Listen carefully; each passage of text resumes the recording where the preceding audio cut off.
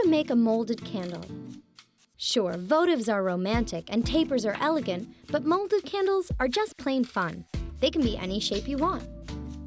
You will need a fire extinguisher or baking soda, at least 1 pound of candle wax, a stove top or hot plate, a double boiler setup with a lid, a candle or candy thermometer, a clear countertop or work area, some wax paper or newspaper, candle wicking, any long thin rod like a pencil, chopstick, knitting needle, or wooden skewer, the candle mold of your choice, some mold sealer, a toothpick, and a small knife or piece of cloth.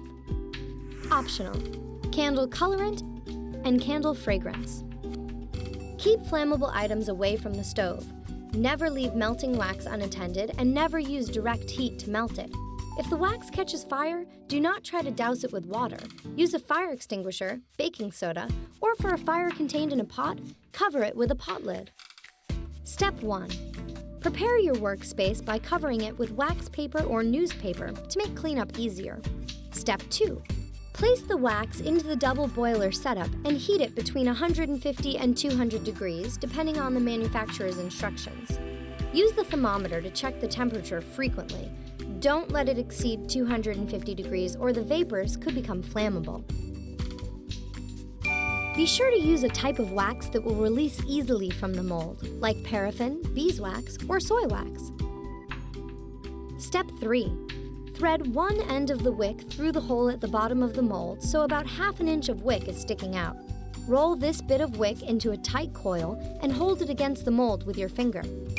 The length and thickness of the wick depends on the length and width of your candle mold, so check package specifications. Step 4. With your other hand, roll a small piece of mold sealer into a ball and smear it over the coiled wick. Be sure the wick is completely covered, or wax will seep through the hole and make a mess. Step 5. Pull the long side of the wick up and tie it to a thin rod. Rest the rod across the top of the mold, making sure the wick is taut. Cut off any excess wick above the rod. Step 6. When the wax has reached its proper temperature and is fully melted, remove it from the heat, turn off the stove, and stir. If you want to add color or fragrance, mix in the additives according to the package directions just before removing the wax from the heat. Step 7.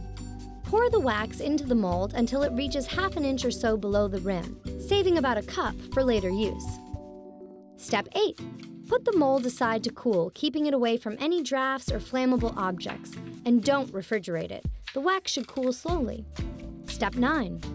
Once the top has cooled and a skin has formed, usually about 30 minutes to an hour later, use a toothpick to poke a few deep holes near each wick to help prevent air pockets from forming. Step 10. As the temperature drops, the wax at the center of the candle tends to sink and form a well. Reheat the wax you saved and add it to the mold until the well is filled. You may need to do this several times, but only fill the well and don't overpour. If fresh wax seeps down the sides of the mold, the candle will be harder to remove later. Step 11. After the candle has sat for several hours and cooled completely, remove the sealer from the bottom, uncoil the wick, and pull the candle up and out of the mold. It should slip out easily. Step 12.